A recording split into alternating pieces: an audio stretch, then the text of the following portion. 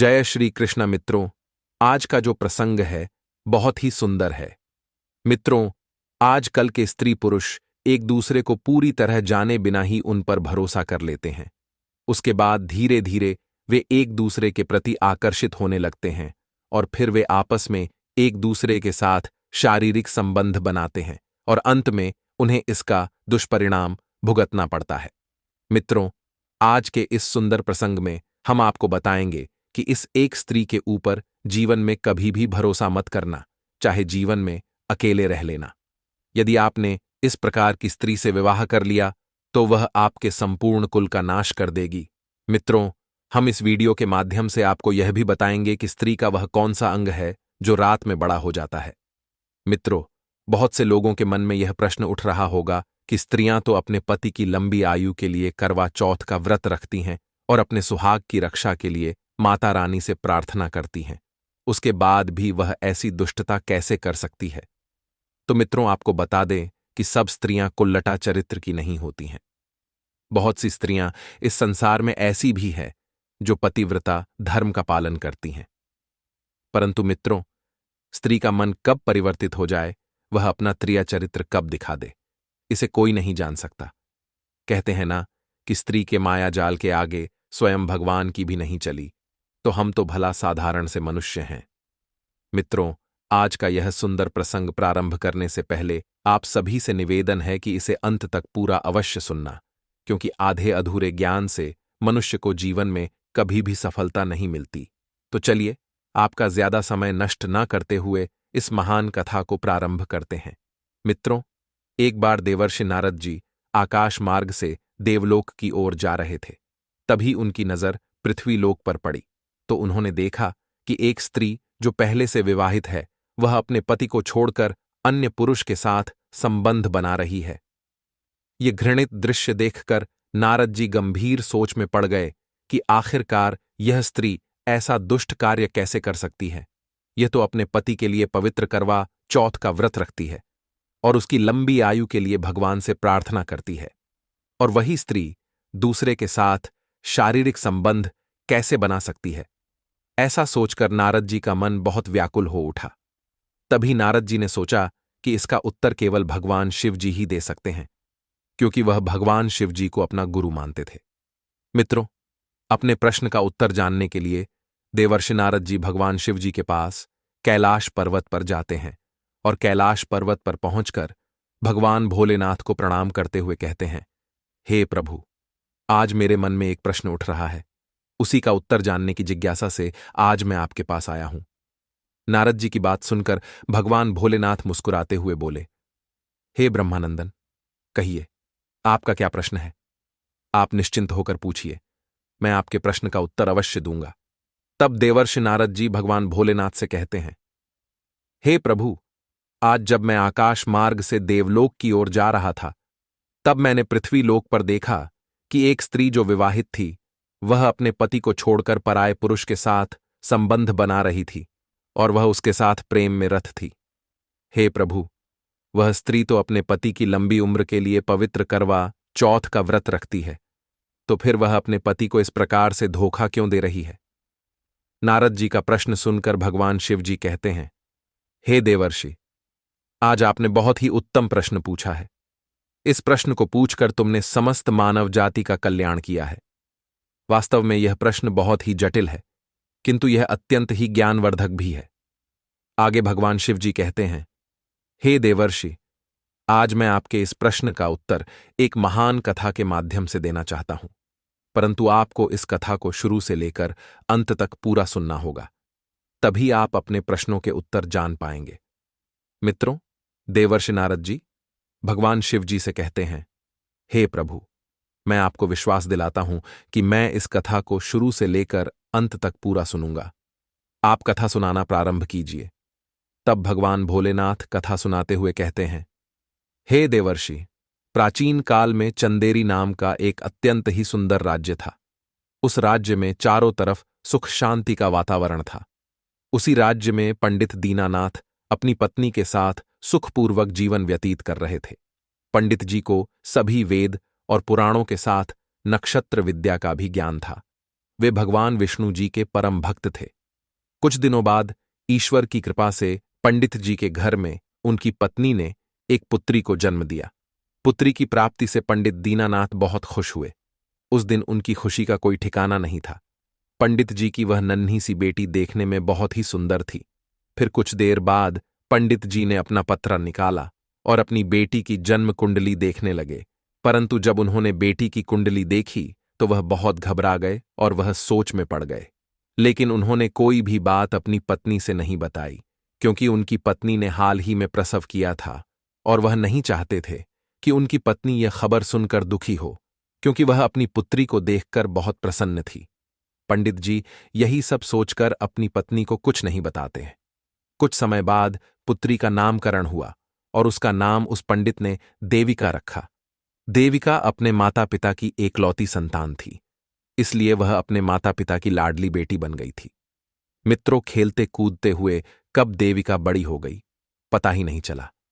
अपनी पुत्री को विवाह के योग्य होता हुआ देख पंडित जी को उसके विवाह की चिंता सताने लगी, किंतु पंडित जी अपनी पुत्री की जन्म कुंडली देखकर बहुत घबराए हुए थे, क्योंकि उनकी बेटी देविका की जन्म कुंडली में एक बहुत ही बड़ा दोष था। इसीलिए वह अपनी पुत्री का विवाह करने से डर रहे थे।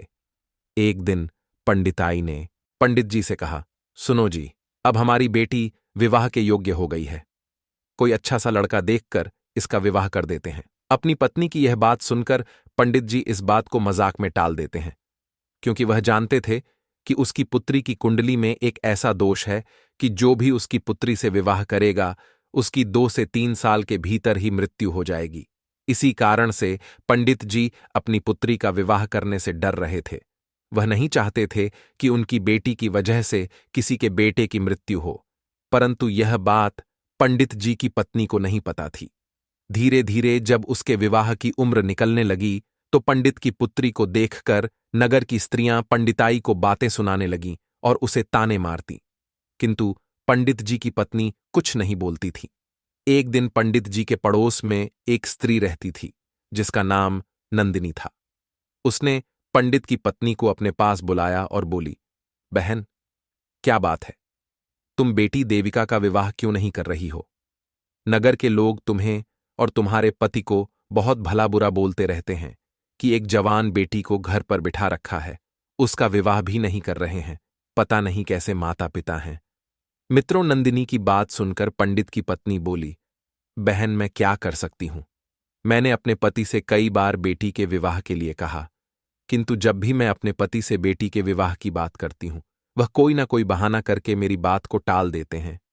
फिर वह नंदिनी से कहती हैं, बहन, आज चाहे कुछ भी हो जाए, मैं अपनी पुत्री के विवाह की बात अपने पति से अवश्य करूंगी। इतना कहकर पंडित की पत्नी अपने पड़ोसन के यहां से अपने घर चली आई और गुस्से में पंडित से बोली, सुनिए जी, अब मैं आपका कोई भी बहाना नहीं सुनना चाहती। अब आपको हमारी बेटी का विवाह करना ही होगा। आसपास के लोग अब हमें ताना देने लगे हैं कि एक जवान बेटी को घर पर बिठा रखा है, पता नहीं अपनी बेटी से क्या कराना चाहते हैं। अपनी पत्नी की बात सुनकर पंडित को बहुत दुख हुआ, किंतु वह अपनी पत्नी से कैसे बताए कि उसकी बेटी का जिससे विवाह होगा उसकी मृत्यु हो जाएगी। लेकिन पत्नी की हठ के आगे पंडित जी को झुकना पड़ा। फिर पंडित जी ने सोचा, चलो अब अपनी बेटी का विवाह कर देते हैं। यह सोचकर पंडित जी उसके लायक एक वर ढूंढते हैं और कुछ दिनों बाद पंडित ने अपनी पुत्री का विवाह कर दिया। विवाह के बाद उसकी पुत्री का जीवन कुछ समय तक तो सही चला, लेकिन कुछ दिनों बाद ही उसके पति की मृत्यु हो गई।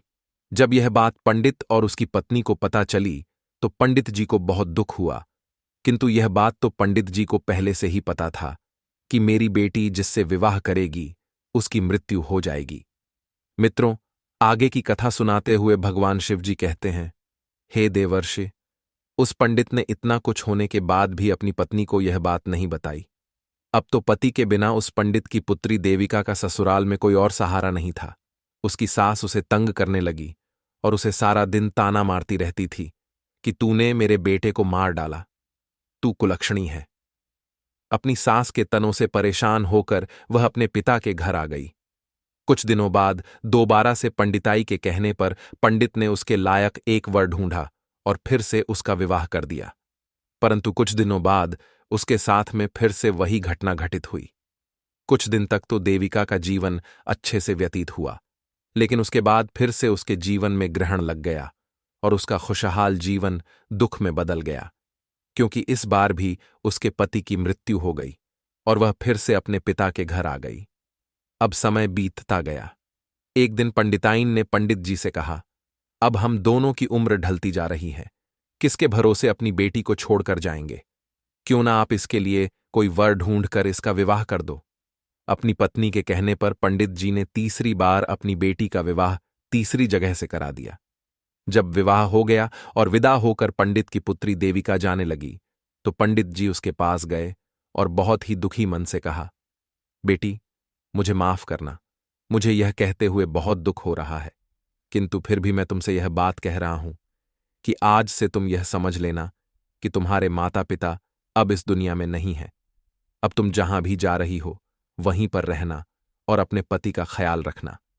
अपने पिता के मुख से ऐसी बातें जब उसकी पुत्री ने सुनी तो वह घबरा गई और साथ में खड़ी पंडिताई भी यह बात सुनकर सन्न रह गई। उसे यह समझ नहीं आया कि आखिर उसके पति ने ऐसा क्यों कहा। जब उस पंडित की पुत्री अपने ससुराल चली गई, तब उसकी पत्नी ने अपने पति से पूछा, हे प्रिय, आपने अपनी पुत्री से ऐसा क्यों कहा? मित्रों, पंडित जी अपनी पत्नी को बेटी की जन्म कुंडली के बारे में बताना तो नहीं चाहते थे, लेकिन पत्नी के बार बार पूछने पर पंडित जी ने सच्चाई बताते हुए कहा, प्रिय, जब हमारी पुत्री का जन्म हुआ था तब मैंने अपनी पुत्री की जन्म कुंडली देखी थी। उसके नक्षत्र अपनी पुत्री के विवाह के प्रतिकूल थे। उसकी जन्म कुंडली में दोष था। हमारी पुत्री का विवाह जिस भी किसी लड़के के साथ होगा, वह 2 से 3 साल के अंदर ही मृत्यु को प्राप्त हो जाएगा। हे प्रिय, तुम्हें तो पता ही है कि अब हम दोनों की उम्र भी ढलने लगी है। कब तक हम अपनी पुत्री को बैठाकर खिलाते रहेंगे? कल को हम ना रहे तो हमारी पुत्री यहां क्या करेगी? अगर वह अपने घर पर रहेगी तो क्या पता ईश्वर की कृपा से उसे बाल बच्चे हो जाएं और उसके बाद वह अपने बच्चों के सहारे आराम से अपना आगे का जीवन व्यतीत कर सकती है। इस प्रकार से अपने पति के मुख से अपनी बेटी के जीवन की सच्चाई जानने के बाद पंडिताई को अपने ऊपर बहुत शर्म आने लगी कि मैं दूसरे के कहने पर अपने पति से अपनी बेटी के विवाह के लिए लड़ती झगड़ती थी और गुस्सा में बुरा भला कहा करती थी। परंतु वह तो हमारी पुत्री का भला ही चाह रहे थे, इसलिए वह उसका विवाह किसी से नहीं करना चाहते थे। मेरी ही गलती के कारण उन 2 बेटों की जान चली गई। प्रिय मित्रों, आगे की कथा सुनाते हुए भगवान शिव जी कहते हैं, हे देवर्षि, समय बीतता गया और अब पंडित की पुत्री के विवाह के 3 वर्ष पूरे हो चुके थे और इन 3 वर्षों में पंडित की पुत्री देविका के 2 पुत्र हो चुके थे। देविका ने बड़े बेटे का नाम दिवाकर और छोटे बेटे का नाम सुधाकर रखा। वह अपने पुत्र और पति के साथ बहुत खुश रहती थी, किंतु एक दिन उसके जीवन में फिर से संकट के काले बादल छा गए और उसके हंसते खेलते खुशहाल जीवन में ग्रहण लग गया और अचानक से उसके पति की मृत्यु हो गई। अपने पति की मृत्यु से वह बहुत दुखी हो गई और चीख चीख कर रोने लगी, किंतु उसके सास ससुर ने उसे बहुत समझाया कि बेटी, पति नहीं रहा तो क्या हुआ, तुम्हें ईश्वर ने 2 पुत्र दिए हैं, तुम इनके सहारे अपना जीवन यापन करो। मित्रों, अपने सास ससुर की बात मानकर वह अपने बेटों के सहारे अपना आगे का जीवन व्यतीत करने लगी और मेहनत मजदूरी करके अपने परिवार का पालन पोषण करने लगी, क्योंकि वह चाहकर भी अपने मायके नहीं जा सकती थी, क्योंकि उसके पिता ने विदा करते समय उसे मायके आने से मना कर दिया था। इस वजह से वह अपने पिता के भी घर नहीं जा सकती थी। अब वह अपने बच्चों की देखभाल करने लगी और समय के साथ साथ उस पंडित की बेटी देविका के पुत्र बड़े हो गए और अपनी मां के साथ कार्य में हाथ बटाने लगे। कुछ दिनों बाद देविका के दोनों बेटे अपना स्वयं का कार्य करने लगे और उन्होंने धन इकट्ठा करके अपना छोटा सा अनाज का व्यापार शुरू किया। वे गांवों में किसानों से अनाज खरीदकर उसे शहर में अच्छे दामों में बेच देते। देखते ही देखते वे शहर के सबसे धनवान व्यापारी बन गए, किंतु अभी भी उसकी मां देविका गांव में अपने सास ससुर के साथ रहती थी। इधर दोनों भाई अपना व्यापार संभाल रहे थे। मित्रों, कहते हैं ना कि जब धन पास में होता है तो मनुष्य के बहुत से मित्र बन जाते हैं। ठीक ऐसा ही दिवाकर के साथ हुआ। शहर में उसका एक मित्र बन गया था जिसका नाम अमर था। वह दिवाकर के पड़ोसी गांव का रहने वाला था। कुछ दिनों बाद दिवाकर की मां ने दिवाकर का विवाह पास के गांव की एक लड़की के साथ कर दिया, जिसका नाम महिमा था। महिमा बहुत ही सुंदर थी और स्वभाव से बहुत शर्मीली लड़की थी। उसके अंदर पत्नी बनने के सभी गुण विद्यमान थे। मित्रों, महिमा जिस गांव में रहती थी, उसकी गांव में दिवाकर का मित्र अमर भी रहता था। शादी के कुछ दिन बाद सुधाकर ने अपने बड़े भाई दिवाकर से कहा, भैया, हम दोनों को घर आए हुए बहुत समय हो गया है। मां से इजाजत लेकर हमें शहर चलकर अपना व्यापार संभालना चाहिए। अपने छोटे भाई की बात सुनकर दिवाकर ने कहा, भाई, तुम ठीक कहते हो। हम दोनों को अब शहर चलकर अपना व्यापार देखना चाहिए। फिर वह दोनों भाई अपनी मां के पास जाते हैं और उनसे वापस शहर जाने की अनुमति मांगने लगते हैं। अपने बेटों की बात सुनकर देविका बहुत दुखी हो जाती है। अपनी मां को दुखी देख दिवाकर समझाते हुए कहता है, मां जी, आप चिंता क्यों कर रही हैं? आपकी बहू तो आपके पास है, और जब भी आपको किसी चीज की जरूरत पड़े पत्र लिखवा देना। हम अपने मित्र अमर के हाथों सामान भिजवा देंगे। वह महिमा के गांव का ही है। इतना कहकर वह दोनों अपनी मां के पैर छूते हैं और उन्हें प्रणाम करते हैं, और दिवाकर अपनी पत्नी महिमा को गांव में ही अपनी मां की सेवा के लिए छोड़कर शहर के लिए चला गया। दिवाकर यह समझता था कि उसकी मां की भी अब उम्र हो चुकी थी, जिससे उन्हें भी कार्य करने में तकलीफ होती थी। यही सब सोचकर दिवाकर अपनी पत्नी महिमा को गांव में अपनी मां के पास छोड़ने का फैसला लिया था। मित्रों, जब भी महिमा को कुछ चाहिए होता था, वह दिवाकर को पत्र लिख देती थी, और दिवाकर अमर के हाथों वह सामान महिमा तक पहुंचा देता था। यदि महिमा को कहीं आना जाना भी होता था, तो दिवाकर अपने मित्र अमर से कहकर महिमा को उस जगह पहुंचा दिया करता था। महिमा भी शुरुआत में अपनी सासू मां की बहुत सेवा करती थी और अपनी सास की प्रत्येक बात मानती थी। कभी भी अपनी सास की आज्ञा की अवहेलना नहीं करती थी। वह अपने पति दिवाकर से बहुत प्रेम करती थी। धीरे धीरे समय ऐसे ही बीतता रहा। एक दिन अचानक से दिवाकर का मित्र अमर दिवाकर के घर आया और दरवाजे के पास खड़ा होकर दिवाकर की पत्नी को आवाज लगाने लगा। जब दिवाकर की पत्नी ने अमर की आवाज सुनी तो घर से बाहर निकलकर आई और अमर से पूछा, क्या बात है? आप इतना परेशान क्यों हैं? तभी अमर ने कहा, भाभी जी, आपके पिता की तबीयत बहुत खराब है और उन्होंने मुझे आपको लाने के लिए भेजा है। वह आपसे इसी समय मिलना चाहते हैं। वहां पर खड़ी महिमा की सास ने जब अमर की यह बात सुनी तो उन्होंने महिमा से कहा, बहू, तुम जल्दी से तैयार होकर आओ और अपने पिता के पास जाओ और उनकी देखरेख करो। अपनी सास की बात मानकर महिमा जल्दी से घर के अंदर जाती है और तैयार होकर आ जाती है और अपनी सास से इजाजत लेकर अमर के साथ अपने गांव की ओर चल देती है। घर जाकर उसने अपने पिता का अच्छे से देखभाल किया और धीरे धीरे उसके पिता के स्वास्थ्य में सुधार आने लगा। उधर दिवाकर का मित्र अमर रोजाना महिमा के घर उसके पिता का हालचाल पूछने के बहाने उसके घर रोज आने लगा और उसके साथ बैठकर घंटों बातें करता। धीरे धीरे महिमा अमर की ओर आकर्षित होने लगी और अब उसे अमर के अंदर अच्छाई दिखने लगी। अब तो वह मन ही मन अमर से प्रेम करने लगी, परंतु वह अमर के मन में चल रहे खोट को नहीं जानती थी। अमर एक दुष्ट और अय्याश लड़का था। सारा दिन वह गांव में घूमता रहता था और लड़कियों को छेड़ता रहता था और अपने कुछ मित्रों के साथ शराब पीकर जुआ खेलता था और अपनी वासना की पूर्ति के लिए वेश्याओं का गमन करता था। महिमा को अमर के बारे में यह बात पता नहीं थी। मित्रों, अब तो अमर की नजर महिमा के ऊपर आ चुकी थी। इधर महिमा भी मन ही मन अमर से प्यार करने लगी थी। कुछ दिनों बाद महिमा के पिता का स्वास्थ्य ठीक हो गया था, लेकिन अब तो महिमा के मन में कुछ और ही चल रहा था। मित्रों, अब तो अमर महिमा के घर रोज आने लगा। एक दिन दोनों बातें कर रहे थे, तभी महिमा ने अमर से कहा, अमर, मैं तुमसे एक बात कहना चाहती हूं, अगर तुम्हें बुरा ना लगे तो बोलूं? तभी अमर ने महिमा से कहा, भाभी, आप निसंकोच होकर कहिए, भला मैं क्यों आपकी बात का बुरा मानूंगा? मित्रों, अमर के मुंह से भाभी शब्द सुनकर महिमा को गुस्सा आ गया और उसने चिल्लाते हुए कहा, अमर, आज के बाद कभी भी तुम मुझे भाभी कहकर नहीं बुलाओगे, अन्यथा यह तुम्हारे लिए अच्छा नहीं होगा। महिमा को गुस्से में देखकर वह डर गया। फिर उसने कहा, ठीक है, मैं आपको भाभी नहीं कहूंगा, लेकिन आप बता दीजिए, मैं आपको क्या कहकर बुलाऊंगा? अब अमर की बात टालते हुए महिमा ने कहा, अमर, सच बात तो यह है कि मैं तुमसे प्रेम करने लगी हूं। जैसे ही अमर ने महिमा के मुख से प्रेम शब्द सुना, वह मन ही मन खुशी से झूम उठा और वह सोचने लगा, मेरा काम हो गया। अब वेश्याओं के गमन में मेरे पैसे भी नहीं खर्च होंगे और मैं घर बैठे इसके साथ अय्याशी करूंगा और घूमूंगा। मित्रों, अमर तो यही चाहता ही था कि महिमा उसकी हो जाए। जैसा उसने सोचा था वैसा ही हुआ। अब धीरे धीरे बात बढ़ती गई। महिमा और अमर के बीच की नजदीकियां बढ़ने लगी और दोनों गांव के बाहर जाकर मिलने लगे और एक दूसरे के साथ संबंध स्थापित करने लगे। कुछ दिन बाद महिमा के ससुराल से बुलावा आया कि बहू, अब तुम्हारे पिता की तबीयत ठीक हो गई हो तो तुम अपनी ससुराल आ जाओ।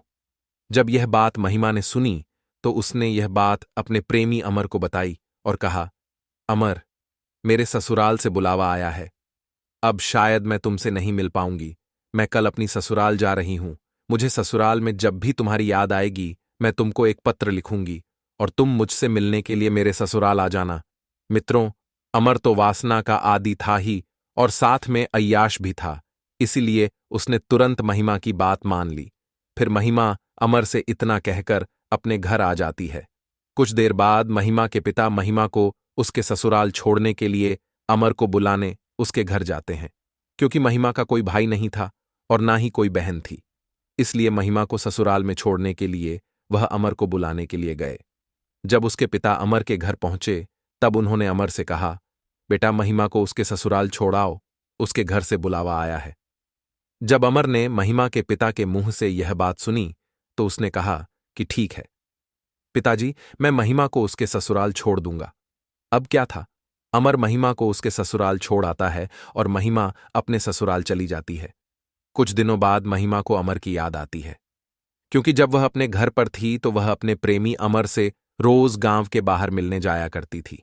इसलिए अब वह वासना की पूर्ति के लिए अमर को पाना चाहती थी, उससे मिलकर अपनी इच्छा पूर्ति करना चाहती थी। क्योंकि दिवाकर तो अपने घर से दूर शहर में अपना व्यापार कर रहा था और वह साल भर में कहीं एक बार आता था। मित्रों, एक दिन जब महिमा से रहा नहीं गया तो उसने अपने प्रेमी अमर को एक पत्र लिखा। पत्र मिलते ही अमर उससे मिलने के लिए चल देता है और कुछ ही देर में महिमा की ससुराल पहुंच गया। अमर को देखकर महिमा जल्दी से तैयार हो गई और उसके साथ घूमने के लिए चली गई। जब महिमा की सास ने देखा तो उसे बहुत गुस्सा आई। उसे यह सब बिल्कुल भी पसंद नहीं था कि उसकी बहू किसी पराये पुरुष के साथ ससुराल में घूमे। अपने मायके में घूमती तो बात अलग थी, परंतु वह ससुराल में ही किसी पराये पुरुष के साथ घूम रही थी। उसे अपनी बहू की यह हरकत अच्छी नहीं लगी। अब तो उनका रोज का काम हो गया था। अमर रोज महिमा को लेकर अपने साथ जाता और शाम को उसे उसके घर छोड़ देता और उसके बाद अपने घर चला जाता। एक दिन महिमा की सास ने महिमा से गुस्से में कहा, बहू, ऐसा नहीं चलेगा। जब तक मेरा पुत्र घर नहीं आ जाता तब तक तुम घर पर किसी को नहीं बुला सकती, चाहे वह तुम्हारे मायके से आने वाले तुम्हारे पिता हो या फिर कोई और। अपनी सास की यह बात सुनकर महिमा को अपनी सास पर गुस्सा आया, लेकिन वह कुछ ना बोल सकी। अब अगले दिन महिमा ने चुपके से अमर को पत्र लिखा कि अमर, अब तुम मुझसे मिलने के लिए कुछ दिन बाद आना, क्योंकि मेरी सास को मुझ पर शक होने लगा है। अब हम दोनों तभी मिल सकते हैं जब मेरी सास घर पर नहीं रहेगी। वैसे भी कुछ दिन बाद मेरी सास तीर्थ यात्रा के लिए जा रही है। तब तक तुम मेरा इंतजार करना, जैसे ही वह जाएगी मैं तुम्हें बुला लूंगी। मित्रों, कुछ दिन बाद महिमा की सास तीर्थ यात्रा करने चली जाती है। फिर क्या था, अब तो महिमा को आवारा छूट मिल गई थी। वह रोज अमर को बुलाती, उसके साथ अय्याशी करती और शाम होते ही अमर को घर भेज देती। एक दिन की बात है, जब महिमा ने अमर को अपने घर पर बुला रखा था, उसी दिन शहर से दिवाकर का भाई और महिमा का देवर सुधाकर घर आ जाता है। जब वह घर पहुंचता है तो देखता है कि उसकी भाभी अमर को अपने हाथों से खाना खिला रही थी।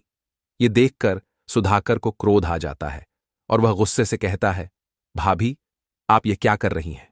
आपको पता है ये कितना दुष्ट और चरित्रहीन लड़का है और आप इसे अपने हाथों से खाना खिला रही हैं।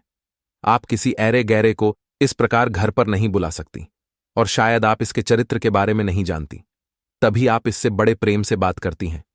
और मुझे मां जी ने बताया था, आप इसके साथ घूमती हैं। यह सब आपको शोभा नहीं देता।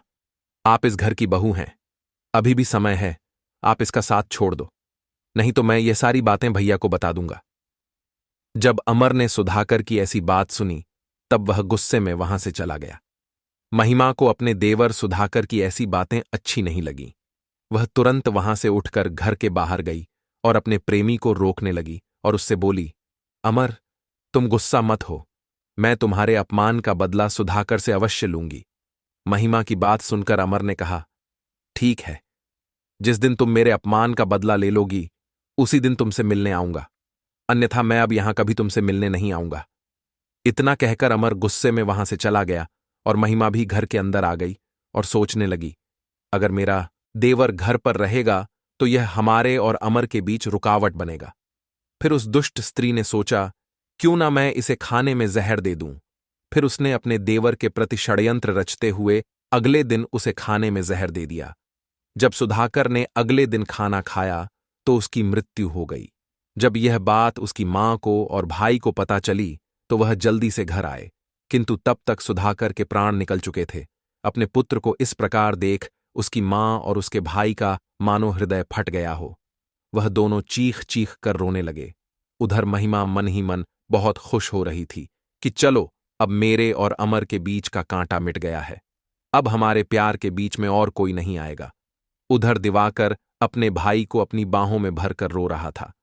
फिर उसने दुखी मन से अपने भाई का पूरे विधि विधान से अंतिम संस्कार किया और अपने भाई से रोते हुए अंतिम विदा ली। अब तो अपने भाई के बिना उसका मन नहीं लग रहा था। जैसे तैसे करके वह कुछ दिन घर पर रुका और फिर से अपनी पत्नी और मां को छोड़कर शहर को चला गया, क्योंकि भाई के बिना उसे घर पे अच्छा नहीं लग रहा था। अब महिमा फिर से वही उल्टे कर्मकांड करने लगी। कुछ दिन तक तो अपने पुत्र के दुख में डूबी रहने के कारण उसकी सास ने उसे कुछ नहीं कहा, लेकिन एक दिन उसकी सास को अपनी बहू पर गुस्सा आ गया और उसने गुस्से से कहा, देखो बहू, बहुत हुई तुम्हारी मनमानी, अब हमारे घर पर यह सब नहीं चलेगा। अगर दोबारा ऐसा कुछ हुआ तो मैं तुम्हारी यह सारी करतूत अपने बेटे से बता दूंगी। जब महिमा ने अपने प्रेमी अमर के बारे में ऐसा सुना तो वह भी जोर से बोली, जो करना है कर लो, तुम्हें जिससे बताना है बता दो, मैं किसी से डरती नहीं हूं। मैं तुम्हारे सामने कहती हूं कि मैं अमर से प्यार करती हूं। जब महिमा की सास ने महिमा के मुंह से यह शब्द सुने तो वह बोली, हो सकता है मेरे पुत्र को तूने ही मारा है। जब तू ऐसा कह सकती है तो तू मेरे पुत्र को मार भी सकती है। फिर क्या था, महिमा को गुस्सा आ गया और उसने गुस्से में सच बोल दिया कि हां, मैंने ही तेरे बेटे को मारा है और ज्यादा बोलोगी तो तुम्हें भी मार दूंगी। अगर तुम मेरे और अमर के बीच में आई तो फिर क्या था। अगले दिन जहर देकर महिमा ने अपनी सास को भी मार दिया। जब यह बात उसके बेटे दिवाकर को पता चली कि उसकी मां की मृत्यु हो गई है तो वह सब कुछ छोड़कर गांव चला आता है और वह देखता है कि उसकी मां की मृत्यु हो चुकी है। जब वह अपनी पत्नी से पूछता है कि मां जी को क्या हुआ था, उनकी मृत्यु कैसे हुई, तो वह कुछ नहीं कहती है, लेकिन दिवाकर को उस पर शक होने लगा था। फिर वह महिमा से गुस्से में पूछता है, सच सच बताओ, नहीं तो मैं तुम्हें जान से मार दूंगा। अपने पति को क्रोधित देखकर वह बहुत डर जाती है और सच बताने लगती है। मित्रों, वह कहती है कि मैं आपके मित्र अमर से प्यार करती हूं। आपका भाई और आपकी मां, हम दोनों के बीच में रुकावट बन रहे थे, इसलिए मैंने इनके खाने में जहर मिलाकर इन दोनों को मार दिया है। जैसे ही दिवाकर ने अपनी पत्नी के मुंह से यह बात सुनी, उसने अपनी पत्नी को बहुत मारा और उसे घर से भगा दिया और कहा, जाओ, आज के बाद इस घर में दोबारा मत आना।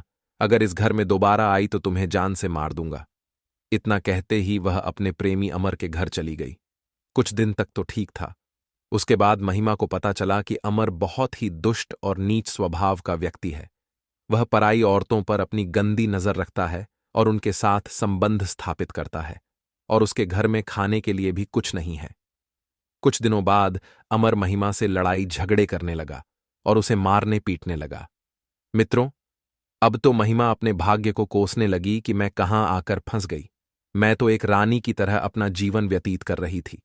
मेरी बुद्धि भ्रष्ट हो गई थी, जो मैंने अपनी इच्छा पूर्ति के लिए इससे प्रेम किया। यह सोचकर वह दुष्ट स्त्री अपना माथा पीटने लगी और अपने आप को कोसने लगी। मित्रों, उधर दिवाकर ने एक अच्छी सी स्त्री को देखकर दूसरा विवाह कर लिया और दोनों सुखपूर्वक साथ रहने लगे। मित्रों, अगर महिमा ने अपने पति दिवाकर को धोखा न दिया होता तो आज वह भी एक रानी की तरह राज करती और अपना खुशहाल जीवन व्यतीत करती। आगे भगवान शिव जी देवर्षि नारद जी से कहते हैं, हे देवर्षि, स्त्री के चरित्र को न कोई समझ पाया है और न ही कोई समझ पाएगा। वह एक जटिल पहेली के सामान है। स्त्री एक ऐसा मायाजाल है जो समय आने पर कभी भी बदल सकती है। स्त्री चाहे तो अपने पति को राजा बना सकती है और चाहे तो रंक बना सकती है। जो स्त्री पतिव्रता और धर्मपरायण होती है वह घर को स्वर्ग बना देती है। आगे भगवान शिव जी कहते हैं, हे देवर्षि, स्त्री अपनी हो या पराई, उस पर कभी भी भरोसा नहीं करना चाहिए, क्योंकि वह कभी भी बदल सकती है।